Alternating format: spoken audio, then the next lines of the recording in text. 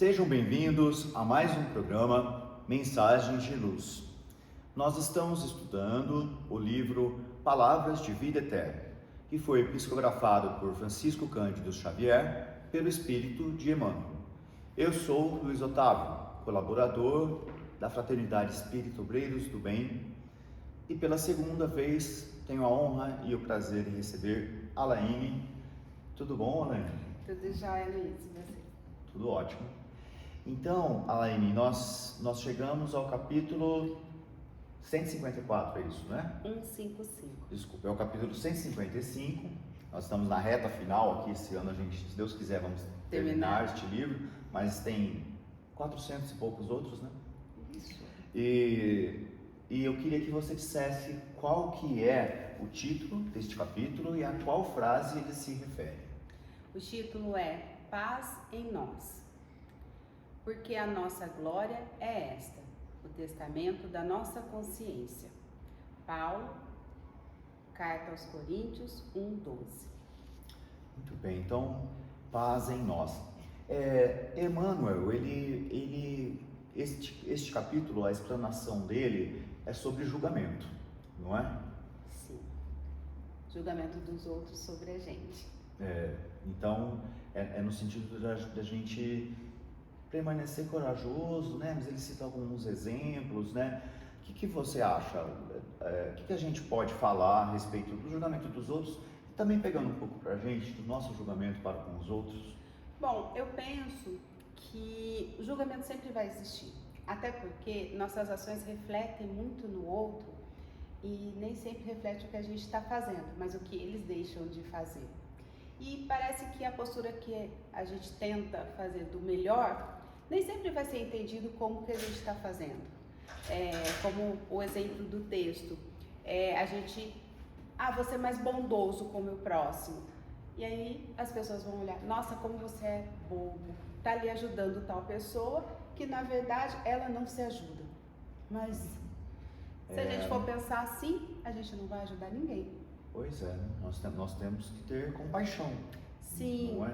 E a bondade, mas não, é isso mesmo, né, que vem de julgamento, né? A gente tenta fazer o bem e é taxado como tolo, né? Então, e às vezes tem aquela inversão do gesto. Muitas vezes a gente fala, vou criar um grupo para ajudar pessoas carentes, distribuir alguma cesta básica. Aí alguém escuta e fala para você, mas já tem um monte de programa para isso. Tem programas do governo para isso.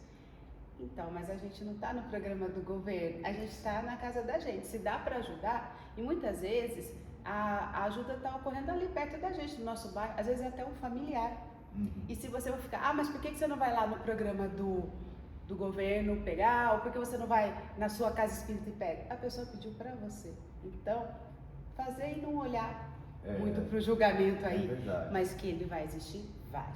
E isso que você falou, Alaine, vem ao encontro da seguinte perspectiva. Normalmente o mais correto, o mais efetivo é a gente ajudar o que está próximo da gente. Sim, né? E às vezes Porque o às vezes próximo está na tua casa. a gente sempre pensa em vou acabar Com a fome da África. com a paz mundial, com a fome da África. Então, mas tem fome no Brasil, tem fome no seu bairro, tem alguém que, sei lá, faz o trabalho e o INSS não pagou ainda, tá passando dificuldade. Sim. E às vezes só você sabe. Mas aí você não vai fazer nada porque aquela pessoa fez alguma coisa no passado. Gente, ela está precisando de ajuda agora. E se a gente quer se aproximar um pouquinho das ações de Jesus, ser um exemplo mais próximo daquilo que ele fazia, vamos parar de escolher quem ajudar e não se importar com o julgamento.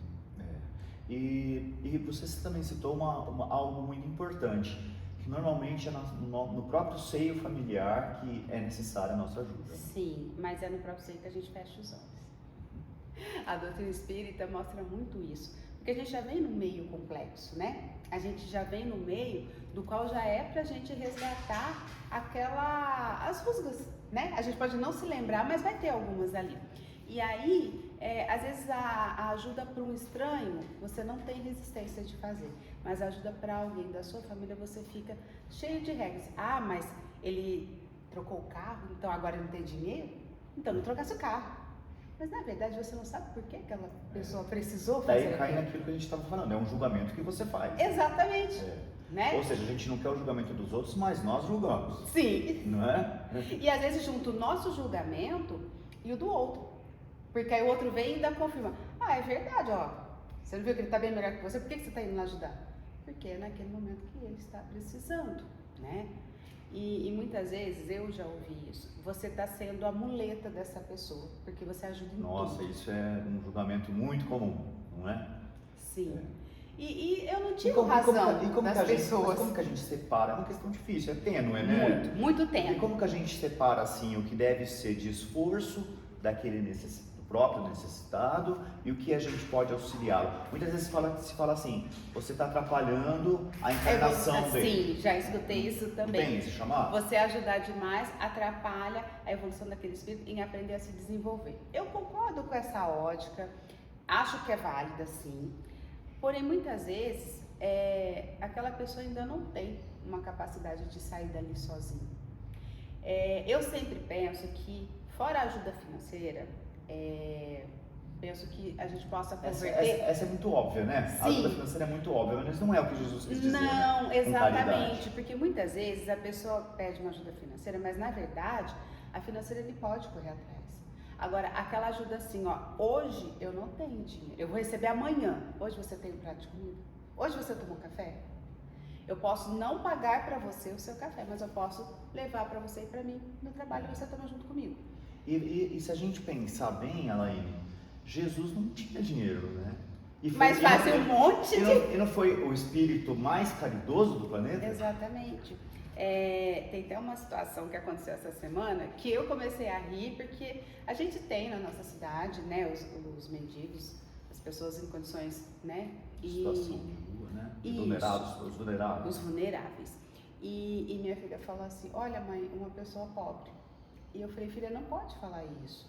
Eu acho que isso ofende e é momentâneo. É muito limitador, né? Sim, aquela pessoa está naquela situação, ela não vai ficar, não tem nada que deixe ela para sempre naquela maneira.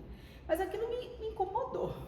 E a gente subiu mais um pouquinho e encontrou com um moço, né? E eu comprei milho e eu falei assim, bem-vindo, essa pessoa, ela vai me pedir dinheiro. Eu já comecei a pensar, eu não tenho. Ou será que eu tenho? Será que tem moeda no carro? Comecei a fazer toda aquela... E ele chegou, olhou para mim e falou assim, ó, quando a gente é abençoado, a gente também abençoa, né? Então, e deu 2 paçoquinhas para minha filha e falou assim, olha a lição. O moço comprou de mim, mas ele não quis pegar, então eu tô dando para ela comer. E saiu dando. E aquilo, sabe quando me comoveu? Não, assim, para você ver, eu já estava julgando a pessoa. Mentalmente, mas já estava. E ele simplesmente mostrou uma postura assim, eu posso estar numa condição de necessidade, mas não me impede, de repartir o que eu tenho, entende? Então, ele não estava pedindo e também não pediu para a pessoa porque ele tentou vender, mas essa mentalidade de não importa o tão pouco que eu tenho, eu sou capaz de repartir com o outro, eu achei muito legal. Muito lindo, né? Sabe? E isso nem sempre é sobre comida, nem sempre é sobre dinheiro, é sobre a maneira que você fala com essa pessoa. Porque às vezes você sai da casa espírita e encontra uma pessoa assim e ela te fala boa noite ou um bom dia e você ou não responde ou evita olhar para a pessoa. Ou responde meio sem dar muita bola. E muitas vezes a gente fala assim, que jeito que você sai da onde você foi fazer suas orações? Você sai melhor ou pior? Como foi sua ida até lá? Porque você escolheu aquele momento para se reestruturar, né, ter condições de emanar o bem. E aí você sai na rua e emana o quê? Então, às vezes, o responder bom dia para uma pessoa nessas condições mostra muito sobre como você é. E às vezes a pessoa não ia te pedir, ela só ia te falar bom dia. Então, eu acho isso muito interessante, aconteceu recentemente, e ao comentar isso no trabalho, pessoas também foram me contando outras coisas, que foi exatamente isso, eles estavam tão preconceituosos esperando, vai pedir dinheiro, vai estar cheirando mal, vai estar cheirando pinga, e não, a pessoa só falou bom dia. E o que me pegou muito foi isso, eles falaram, eu tinha acabado de sair da igreja e estava tão contente, que quando a pessoa falou bom dia, eu olhei, sorri e falei bom dia. E aí eles falou para mim, que bom dia gostoso. Entende? Então não é só sobre alimento, não é só sobre dinheiro. Sim. Bom, Alaine, mas Aqui o nosso foco, na verdade, é o julgamento dos outros para conosco, né? Perante as nossas ações. Como que a gente deve, então, lidar com isso? Porque, como a gente mesmo julga, inevitavelmente nós seremos julgados, com certeza, né?